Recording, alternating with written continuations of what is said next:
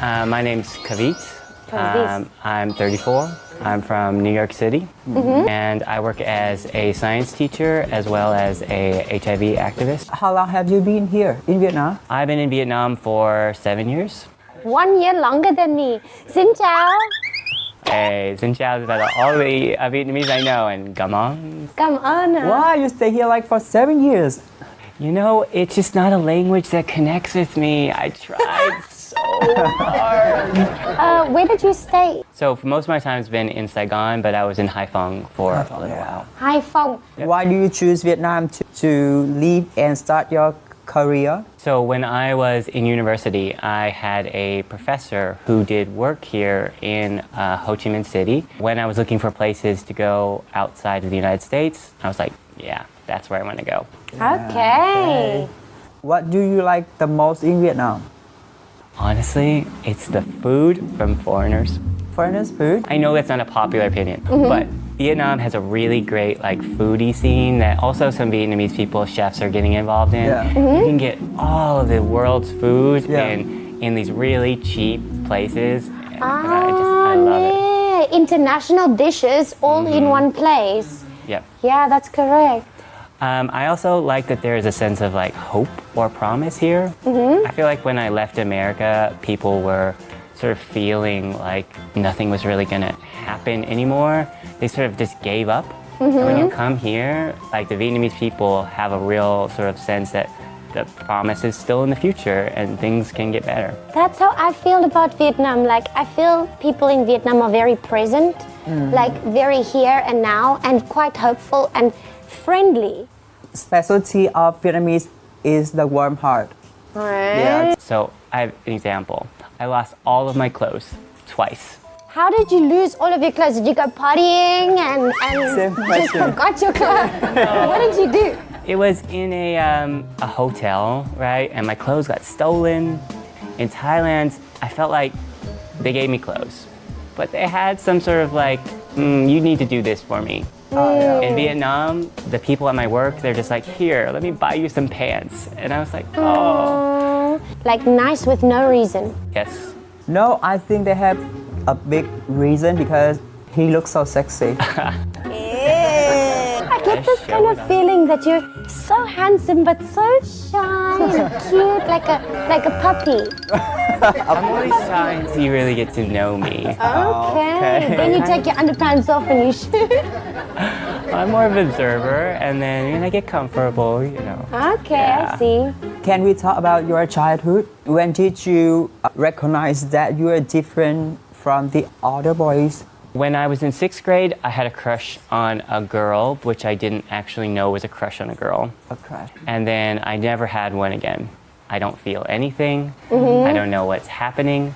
And then I was in gym class. Okay, gym class. Do you have a gym class story? No. Nope.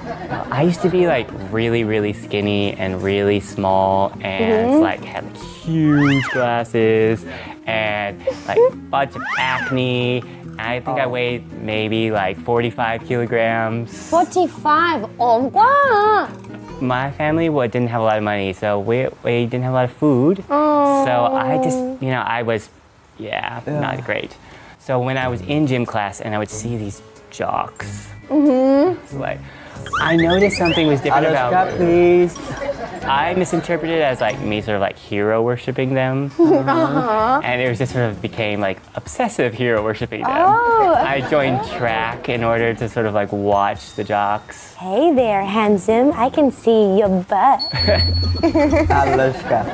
Then I was at a hardware store one time, and that was undeniable at that point. So that was how old? I was 14. With that age, you had to face with many difficulties, right? Yes, so I grew up in a Muslim household Where was that? in New York City. New York City in a Muslim household. In America at the time, there was a lot of very anti-gay. Now, Anti-gay. not so much. And at that time, there were so many things The national conversation every day was about how gay people were bad, how gay people were evil. Spreading HIV. I heard things like that. Yep. For about 2 or 3 years, I became very sort of ashamed of my sexuality. Yeah. Yeah. And I just never really talked about it. And how could you overcome that feeling? I moved out of my house, How old were you? 16. Why did you move out? My family wasn't great. My mom was actually a wonderful woman. But and she was sex rights activist, women's rights activist in the Middle East. In the Middle East. So my mom's Arab and my dad's white. I'm very interested. I'm very interested to know. Your mom is Arabic and your dad is white, and you grew up in New York. And you had a good relationship with your mom. Yes.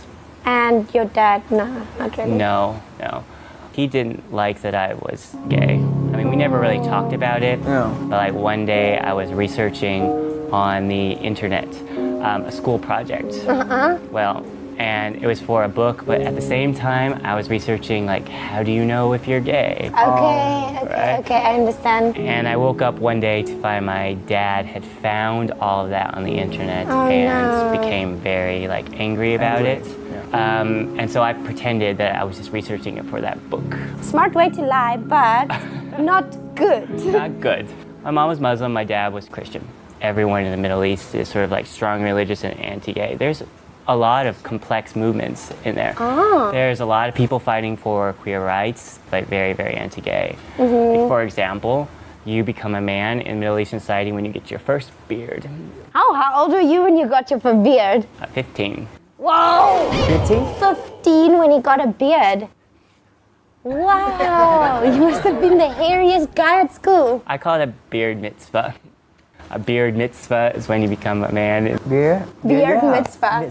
But what ended up making you move out of the house? My family didn't like my education. Where did you study? When we came to the United States, we're sort of the belief that you should become a blue-collar kind of person. Blue collar, like businessman. Well, no, that's white collar. Oh, sorry. So like the truckers, the mechanics, that kind of stuff. Okay. My dad couldn't read, and I was in gifted and talented programs. He just made it really impossible for me to study, and he made me fail a class in my high school. So I was like, no, I'm not dealing with this. So I moved out, and then soon after, my family died. So. Oh my God, your family died? What happened? They were in a car wreck with my mom. So. All of them. Oh my God. That's terrible. I mean, it's been 17 years. So. And now, do you have any other family members? No. I create my own family. Promise you can be my brother from now on. Okay. Imagine. I'm like speechless. Yeah, I'm also speechless. Like, I can't imagine. How did you get through that? You know, when I was very young, I sort of was very strong about my own identity. I sort of knew who I was. I sort of separated out.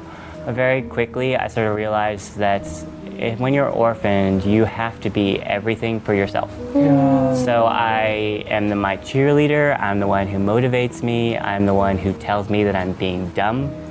You having to be strong all the time, you can sometimes be perfectionist towards yourself. Yes. This is something it took me a while to realize when I was watching other families work.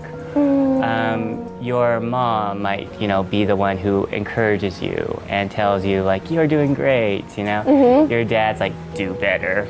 Yeah. Right. Be stronger, do better. Your brother and sister are maybe your confidants, and they sort of there. But I knew that I needed to be all of those people, and I just had to keep going. My approach to life is that you just have to keep walking one step ahead at a time, even if you're walking into a wall. So inspirational, hey? You should be very proud of yourself. That's really so much courage. Like, I can't imagine what I would do if I was in that situation. Me too. And then what happened? Where did you go? I lived with a Saudi businessman in his closet. Saudi businessman in his closet. Well, I mean, New York City is expensive. Whoa! Was it a nice closet? Well, no, but he wasn't there often. Okay. So I just had like a cot in the closets, and I just lived there. When life is so hard to you, do you have any close friend or Oh yeah. to share it? Yeah, my friends are my family. Sometimes I don't think they know that. I have one, my best friends who lives in the state of Montana now, and I have a great friend in Panama. I have a very good friend here. He's one of the drag queens over at Genderfunk. Yeah. His name is Sen. I have some people who I trust and love. Friends everywhere, hey? You're an international citizen. Yeah, I think I come across very intimidating to a lot of people, or slightly scary. Yeah. Well, then, so I don't know if it's my physical thing, but my face is often reading like, I'm gonna kill you. Inside, I'm like, everything is great, it's wonderful. Yeah. I think it comes across often as closed off. Yeah, so like when I'm at a bar where nobody ever talks to me out there. Oh, you better go talk to him when he's at the bar. I don't like to go to the bar actually. Have you ever approached a guy at the bar? Not yet. Wait, Why? Yes, I don't want to do that like that much. You want to be approached. Not really. So you never flirt with people, but you don't really want them to flirt with you either. Actually, yeah. So what? How does that work? why? I live in a traditional house and I don't like to go out to make friends or flirting. Solitude kind of many guy. times. Yeah. Would you say Kind that of. you're solitude? I like my alone time. Yeah, I'm definitely more of an introverted person, you know? So you usually, if you're gonna want to engage me, you're gonna want to do it on some deeper topics, which is hard in a bar, yeah? I mean, I get that. Yeah. I still challenge myself to go out and talk to people at a bar. Usually when I go and walk by them, they get all nervous, walk away. Can you imagine him nervous? Not, You're so handsome. well, I mean, I can't be nervous at a bar. It's not my normal like setting. Like a couple like small things are, right? If you want to talk to me at a bar, you have to go up and talk to me. Okay. I'm not the best at this. So tell me about a love story. I haven't been on a date in 10 years. 10 years. I've had a couple boyfriends in my life. I actually DJ'd my ex's wedding in Mumbai. What songs did you play? Well, I do music journalism, and he really liked my music tastes. And I actually introduced him and his husband. Holy moly. So were you broken up at the time when you introduced him to the new husband? Oh, yeah.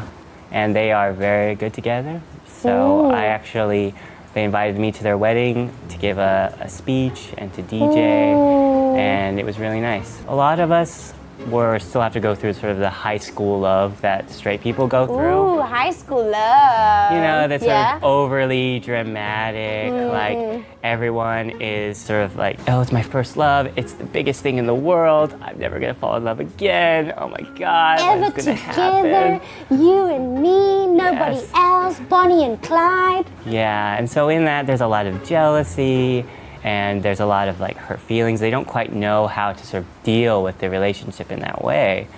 But for me, like I've never been jealous. I think that by losing people in my life, I know that I'm just glad to have them around. Like no matter what. The best date I was ever on was, well, most people would consider this a terrible date. I thought it was amazing. So we were supposed to go out to a bar, and he's a graduate student, and I was a university student taking. Here in Vietnam? No, in Seattle, where I went to Seattle. university. And he was like, "Oh yeah, we're gonna go out to a bar." And when he picked me up in his car, he's like, "Actually, the Canadian election returns are on tonight. Can we go watch that?" And I was like, Yes, please. I had known nothing about the Canadian election system, and he sat down there and explained it to me. And I was like, oh my God, I'm so enamored right now. He made me some food. When I didn't understand something, he showed me a documentary. And I was like, this is amazing. But it was just sort of on the topics that I like. We sort of both had that topics, that same sort of passions, and that sort of building and adding on each other. Yeah. And then you dated? Well, then he actually had to go do some research in France, and I never saw him again. Okay. Terrible ending. That's a terrible ending. Such a love story. I don't view it that way. I view it as giving me a standard of what I want. Oh my God, how optimistic is that? When something bad happened to him, he viewed it as a standard, what he wants in his life. So are you in relationship this time? No? No. Single, hard to get, wants to be approached, very handsome, but shy. I'm a lot of conflicting things. That's like a paradox walking around. Yes, it is. So let's talk about the LGBT community in Vietnam compared to, you said New York, right? I lived in New York and Seattle. Can you tell us a little bit about the LGBT community over there compared to how it is here? I think there's a lot less people who feel like they need to sort of hide their sexuality. In Vietnam. In America. But in Vietnam, it's different. Yeah, so many times I'll meet a Vietnamese guy who is out when he's here. But when you go to his hometown, yeah, that's not happening. Super secret. Yeah, I understand that. I don't think anybody should ever be forced to come out until they feel like they need to or they're comfortable to. But in America, it's more like common. You'll see bigger bars, you'll see like many different bars. And I think there's just a little bit more awareness about sexual health in sexual America. health within the LGBT community. Yeah, those are your biggest changes. So do you have any plan for your future in Vietnam? So in my future, for right now, I just want to develop these HIV programs out in there. I like to work with other sort of gay organizations, and I'd like to do something called volunteering. Volunteering? Volunteering? What's that? Do you know queer? Queer, yeah. Volunteer and volunteer. Oh, I got it. There's a lot of foreigners I know who would love to get involved in this. And last summer during the Pride events, I actually had a small booth that I was trying to get referrals between like foreigners and gay organizations. So I'd like to sort of develop that. Do you have any message that you want to share with the LGBT community? Yeah, the idea that you're gonna come out once is a misconception. I wish I had known that very early, that I have to every day often think about if I'm going to come out. I have to do that at my job, I have to do that in everyday situations, and that you get stronger at it each time, but use each time as practice to where you can become more comfortable with it. As a gay person, you come out every single day in every single situation. Đó thì em với bạn kia cũng thuộc dạng là không biết gì hết, cũng là non nớt lắm, thì mới lên mạng tìm hiểu về những bệnh viện mà nó điều trị, thì cũng xui cho tụi em là trúng cái bệnh viện Trung Quốc. Lên trên đó bắt đầu là nó bài vẽ ra, nó làm cho tụi em tốn tiền, thì đi xét nghiệm ra đi thì bạn kia là không có bị. Cái bạn mà em trực tiếp á, nên là hiện tại là không có bị. Cái bạn này là em biết cái nguyên nhân là từ cái bạn cũ, tại bạn cũ nó hay lăn loàn, hay đi tầm bậy tầm bạ. Đó. Thì bắt đầu là em suy sụp tinh thần, em khóc quá trời em khóc. Đó thì ở nhà của nó cũng rất là nghèo, không có tiền gì hết. Thì mới điện thoại về cho mẹ để đi vay tiền, để đi cắt những cái sùi đó đi. Đó thì bác sĩ bắt đầu đánh tâm lý, nó không cắt là chết nha. Ngày khi nó nói làm tâm lý cho mình sợ. Thì em nhớ luôn cái bệnh viện đó, cái bệnh viện Thăng Long, nó nằm ở bên đường Sư Vạn Hạnh á. Thì cũng như một bài học cho mọi người đi, một lần cảnh tỉnh đi. Em mốt lựa bệnh viện nào mà đúng rồi. Và rất là đắt tiền. Nó vô nó bài cho em á, cứ ngày cái vô cái thuốc cái 1 triệu mấy 2 triệu, chục ngày với 20 triệu tiền đâu. Dưới quê nào có tiền anh. Đó thì bắt đầu mới đi điều trị, nhưng mà không có kết quả, nó không có hết. Nó không có hết, bắt đầu là muốn được một cái gọi là cái cơ duyên đi. Vì em thì ở trên đây hay ở nhà ở Sài Gòn thì bắt đầu là có những cái mối cái thông tin nhiều hơn, thì giới thiệu cho em một cái bác sĩ ở bên đường Nguyễn Chí Thanh. Thì bác sĩ đó là trong chuyên khoa nam ở bên điều trị bệnh dân luôn. Bác mở phòng tư, thì qua bác điều trị cho em tầm khoảng cỡ chưa tới 10 triệu. Là nó dứt hẳn luôn, tới bây giờ là cũng lâu rồi đó. Thì trong cái quá trình đó, em quay lại cái câu chuyện, thì trong cái quá trình mà quen cái bạn kia đó, là 5 năm là phát hiện bệnh đúng không? 5 tháng bắt đầu là bạn đó vẫn gọi là yêu thương em, vẫn chiều chuộng em. thì có hứa hẹn là khi nào mà em hết bệnh rồi thì cho bạn đó quan hệ lại, thì em cũng ok. Thì em để tầm khoảng cỡ điều trị khoảng cỡ bao nhiêu tháng ta, khoảng cỡ 2-3 tháng sau vậy đó, thì nó cũng rất có là nó hơi lành lại rồi. Thì cũng có thử lại mà đau quá, giống như là em tưởng tượng như là ngàn dây thần kinh nó đứt trên đầu em cảm nhận được nó kêu luôn á. Em vừa một cái này một cái không ngừng lại thì mới hẹn tiếp. Nhưng mà trong cái lần đó những cái lần là em đổi kèo nữa, em có gợi ý là thôi giờ em làm không có gì được nữa thì bây giờ anh cho em ấy này đi đó, thì anh đó rồi cũng là suy nghĩ sai thì cũng chịu. Thì những lần về sau này là em không có cho người yêu em ấy nữa, thì toàn là em đổi kèo thôi. Thì đỉnh điểm là khi cái bạn đó, em nhớ là 9 tháng nha, bây giờ 9 tháng bạn đó học thành tài rồi, ra được cái nghề, mở một cái tiệm rồi, rất là đắt. Thì bạn đó trong cái quá trình mà em bị bệnh đó, thì bạn cũng có gợi ý với em là bây giờ anh đi học làm tóc, em đi học làm nail đi, để hai đứa sau này mở tiệm ra hỗ trợ nhau. Thì em cũng đi học, em đi mượn tiền, em đi tùm lum hết, em đi đổ nợ luôn, em đi học nghề làm nail. Thì để bạn đó mở tiệm ra rồi hai đứa cùng làm. Em nhớ là được 2 tuần lễ, là trước cái đêm đó là tụi em có xích mích, giận hờn vu vơ thôi, như bình thường thôi. Nhưng mà hôm đó em buồn quá, em có tâm sự với lại một cái người làm chung với lại thợ phụ ở ngay cái tiệm á, là em nói á, là cái chị đó là chị ơi bây giờ cái mẹ của cái bạn này sao, cái anh này á, sao mà khó với em quá à. Bây giờ là chắc em trúng tỷ số, em nói chơi thôi, trúng tỷ với số 2 tỷ thì em cho bác ở nhà đi, em ở nhà rồi em ra em làm. Thì không biết là nghe camera hay là do chị đã học lại cái gì đó. Thì qua ngày hôm sau, hôm đó là em giận bạn đó nha, em đi về nhà em ngủ. Thì hôm sau em ra ngoài tiệm em làm lại. Thì em ra em làm thì em thấy cái thùng đồ nghề của em á, nó nằm ở trước cái ghế đá, trước cửa tiệm. Cái em thắc mắc là ủa sao kỳ ta, đồ nghề sao để ở đây. Cái em vừa bước vô thì bạn đó vừa bước ra, bạn nói với em một câu là bây giờ anh cảm thấy anh với em không còn hợp nhau nữa, bây giờ em giao em đi em làm gì em làm đi, bây giờ anh không có chấp nhận em làm chung với anh nữa. Em cũng không biết lý do là tại sao, em đứng như trời trồng vậy đó, em khóc như một con chó chù, em khóc trời ơi, em khóc sướt mướt luôn, em đứng như vậy em năn nỉ. Cái xong rồi cái mẹ mang chửi em, chửi tao nói một câu em không bao giờ em quên nha, không có nặng đâu nhưng mà nói em thấm. Tao nói mày sao mày lì vậy, mày không có lòng tự trọng. Em nghe vậy đó, em bắt đầu là em phải tự ái, em bỏ em về. Và sau em mới cứ khóc hoài, em cứ trằn trọc hoài, em cứ nghĩa là vẫn còn một cái gọi là cái hy vọng để người đó quay lại với em á. Thì em còn thương người đó lắm, em dồn hết cái tâm tư, những cái tình cảm của em, những cái điểm tựa của em vào người đó luôn. Bây giờ mà giờ đá mình ra vậy rồi, giờ mình chân hững mình không biết như thế nào hết. Thì bắt đầu em quyết tâm là em lên Sài Gòn để em quên đi cái người này. Thì em lên Sài Gòn, em đi làm công ty. Thì em biết được thông tin đó là 2 tuần sau bạn này có người yêu mới.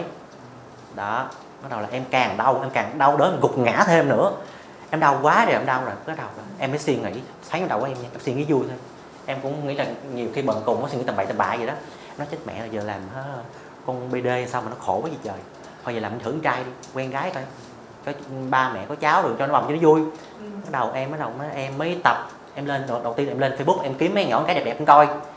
Em coi xong cái em thấy trời ơi sao nhỏ này bánh bèo ghê quá, nhìn thấy kỳ quá, không thấm chịu đâu. Bắt đầu em mới tìm những biện pháp mạnh hơn. Em coi phim ít mà anh trai anh gái không đủ đôi, em coi 2 nhỏ con gái. Cái em coi 2 nhỏ cái thấy gớm quá, trời ơi 2 nhỏ con gái gì mà nó múa mai quay cuồng thấy gớm quá, trời ơi đúp bồi cái hóc môn tính em nó tăng lên đó, mà thấy ghê quá em sợ luôn. Cái nó bỏ đi, không có chơi trai nó chơi queo chơi BD tiếp. Thì lúc đó bắt đầu là suy nghĩ bây giờ mình cho mình cứng hơn, cách nào đi tập gym. Em đi tập gym, đi tập cho người nó bự lên. Em bắt đầu là em mới tìm những cái bạn boss khác, như là có ngoại hình như là bóng kính vậy đó, nó cứng cáp hơn, để em có gọi là có cái nhìn gọi là nó dễ chịu hơn là những cái bạn gọi là bóng mà ẻo này em không có thích. Tại vì mình đã ẻo rồi, nó quen mấy bạn đó nữa sao được, thì nó hơi kỳ giống chị em vậy đó. Thì đó thì nếu quen những cái bạn mà bóng kính vậy đó thì cũng mai sao cũng, nhưng mà trong lúc đó nha em cũng đang gọi là đấu tranh tâm lý gì lắm, em không biết là bây giờ mình là bóng kính bóng lộ hay là bóng gì đó, nói chung là cũng khó chịu lắm. Thì em cũng có nhiều lần em thử lại là lúc là em hết bệnh rồi, em bình thường rồi, thì em có quen lại những cái bạn khác làm tốt để em là boss 10 thằng như một, rất là đau, rất là khó chịu. Em nói về nhà em em không đi 10 ngày luôn, nó đau nó sưng như là cái gỗ ong vậy đó, khó chịu lắm. Bắt đầu là em quyết tâm mà em không làm nữa, bây giờ nó làm đau đớn mà giờ thể xác tinh thần đau đớn và thôi giờ làm tốt đi. Thì cũng may là cơ duyên tới là quen được một bạn đó là cũng bóng kính vậy đó, cũng là bóng kính thì nó cũng hơi cứng. Thì quen cũng được 2 năm, nhưng mà quen được cái bạn đó thì trường hợp cũng gần giống như vậy đó, quen gần 2 năm nhưng mà 2 năm mới được đụng vô cơ thể. 2 năm mới được đụng vô cơ thể bạn đó. Đúng rồi, cứ là như một người cặp bình thường là quan hệ vậy đó. Nghĩa là quen nhau trong 2 năm mà không có làm gì hết. Tại vì lúc mà mới quen nhau được 1 tháng á, thì có những lần bạn nói từ chối, em gợi ý bạn nói từ chối, cũng em sung lắm. Em sung dữ lắm. Thì em quen nhau thì em cũng có gợi ý gì đó, em cũng hừng hực mà. Em cũng có gợi ý gì đó, thì bạn đó bạn mới nói là không được. Thì sau này cái em mới chia tay, em đòi chia tay thì bạn nói là bây giờ là bạn nó bị viêm trực tràng, là cái gì không biết, nó cũng là bị viêm trực tràng vậy đó, thì là không có quan hệ được. Thì mới hẹn em tháng này qua tháng nọ, nhưng mà em lúc đó em phơi phới mà em mới có 23 tuổi mà sung muốn chết. Thì em ở đây em lên blue, em kiếm tầm bậy về em đi ăn bánh trả tiền kiểu vậy, nhưng mà toàn là ăn free mà chứ không có trả tiền. Tức là vẫn đang quen bạn đó. Đúng rồi. Nhưng mà tìm cách giải tỏa riêng cho mình. Đúng rồi, nhưng mà giấu chị. Em giấu không cho bạn đó biết. Thì kia trong bọc lông em cũng lòi ra. Thì bạn đó mới phát hiện ra thì cho em mấy bạt tay rồi đó, rồi đánh chửi em quá trời. Thì lúc đó là bạn em cũng thương em, cũng nuôi em, coi như là bao cho em đó, ăn từ A tới Z luôn, nói chung là lo hết. Thì cũng được cái phước vậy, cũng thương dữ lắm. Thì bắt đầu là em mới suy nghĩ lại, sao mình mắc dại với ta, mình khốn nạn dưới trời, người ta cho mình ăn cho mình uống mà sao giờ mình làm vậy đó. Bắt đầu em mới suy nghĩ lại, em mới gọi là em đi năng này em xin lỗi, như là hết cái lòng luôn á. Thì 5 ngày bạn nó tha lỗi cho em. Thì trong cái khoảng thời gian đó bạn nó vẫn còn bị bệnh, thì em cũng là em kìm hãm cái con thú trong người của em vậy đó. Thì lúc đó là em cũng tập được gọi là cái tính gọi là cái suy nghĩ luôn, như là tình dục nó không quan trọng đó. Tới gần 2 năm luôn. Nhưng mà tại sao mà tức là một người đang có nhu cầu rất là cao mà để kìm nén được như thế, nó thực sự là kìm nén. Tức là không, khi mà mình quyết tâm là em không có suy nghĩ tới một cái gì hết. Em chỉ nghĩ đúng một cái chí hướng là hai đứa có một mối quan hệ lâu dài thôi. Thì quen nhau tới gần 2 năm thì bạn nó hết bệnh, thì hai tụi em bắt đầu là bình thường lại. Nhưng mà khi mà hai người quan hệ lại được bình thường rồi đó, thì em cảm thấy là giống như bây giờ là hai người đồng chí, nó không giống như là tình yêu nữa đó. Thì em mới có gợi ý là với bạn là bây giờ tụi mình là bạn đi, đừng có là người yêu nữa, anh thấy kỳ quá. Thì bạn đó còn thương em, bạn nói là không, em vẫn yêu anh, bình thường. Thì cũng kéo dài cái mối tình đó cũng thêm vài tháng nữa, cho tới cái đỉnh điểm là gần Tết. Thì em chở bạn đó đi chơi quýnh bài. Thì ngồi trên chiếc xe bạn đó, bắt đầu chia tay là cái lý do rất là vô duyên luôn. Có nghĩa là đi trên chiếc xe bạn đó, không biết lúc đó là em mặc cái quần lót lưới hay là em mặc cái quần nó ướt, cái yên nó ướt như thế nào đó mà em bị ngứa cái mông. Rồi em ngồi em lắc cái xe để em gãi cái mông của em á. Thì bạn nói là hư xe của bạn, coi chừng té xe. Nhưng mà em kiểu như em giỡn á. Nói mày nói nữa tao vô cục điện đó. Nó kêu mày thử đi. Cái em lủi cục điện thiệt. Cái xong cái bạn nói cho em đi bộ về. Em cũng không nói gì hết trơn, mà xong hai đứa chia tay luôn. Nói gì nữa giờ bà lại liều quá ha. Nhưng mà kiểu giống như là bạn này bạn trải qua nhiều cung bậc cảm xúc á. Ví dụ là bạn có thể kìm nén được tận 2 năm trời vì một người, nhưng mà vì một cái chuyện nó ở xong rồi cái chia tay. Rồi bây giờ là có mới. Hiện tại thì đang trong một mối quan hệ mở.